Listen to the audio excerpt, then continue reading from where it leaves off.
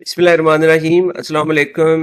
Exercise 1.5 question number 5 का first part जो अभी आपसे शेयर किया जाएगा।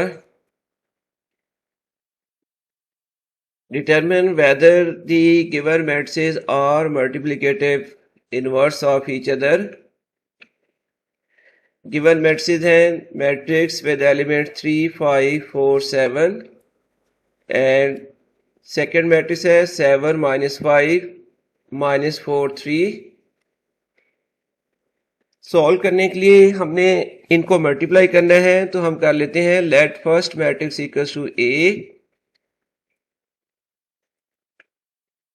3, 5, 4, 7 और second matrix B is equals to है 7, -5, -4, 3। अब इनको किया जाएगा मल्टीप्लाई, और अगर इनकी मल्टीप्लिकेशन एक आइडेंटिटी मैट्रिक्स बन गया तो then matrices are multiplicative inverse of each other. Multiply किया जाएगा मैट्रिक्स ए और मैट्रिक्स बी। तो मल्टीप्लाई करने के लिए फर्स्ट मैट्रिक्स की रो मल्टीप्लाई की जाएगी सेकंड मैट्रिक्स के कॉलम के साथ, और फिर इसी रो को सेकंड मैट्रिक्स के सेकंड कॉलम के साथ मल्टीप्लाई करना होगा, और यही प्रोसेस भी किया जाएगा सेकंड रो के साथ।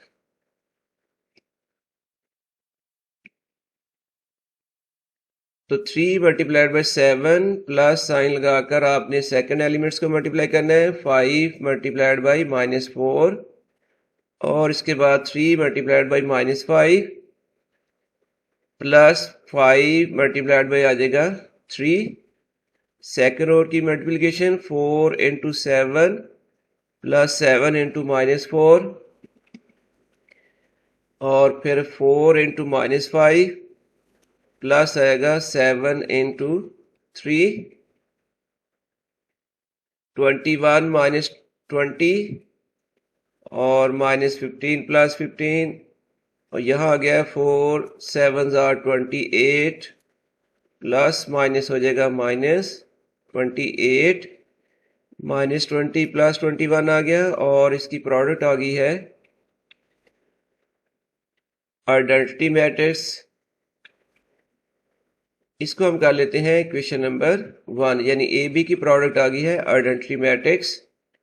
और अब फाइंड कर लेते हैं बी ए।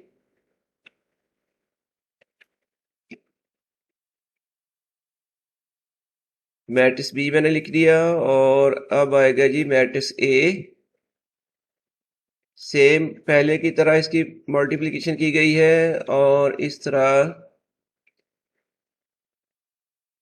ये मैट्रिक्स बन गया है जिसमें प्रोडक्ट आ रही है 21 -20 -15।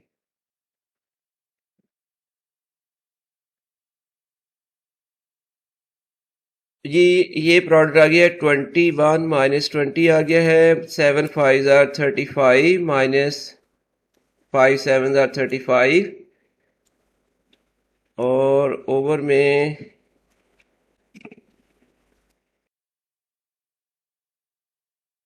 ये यहाँ एक मिस्टेक थी, मैंने करेक्शन की है। तो ये आ गया है 21 -20 35 -35 -4 इंटू 3 -12 प्लस 12 और -20 प्लस 21।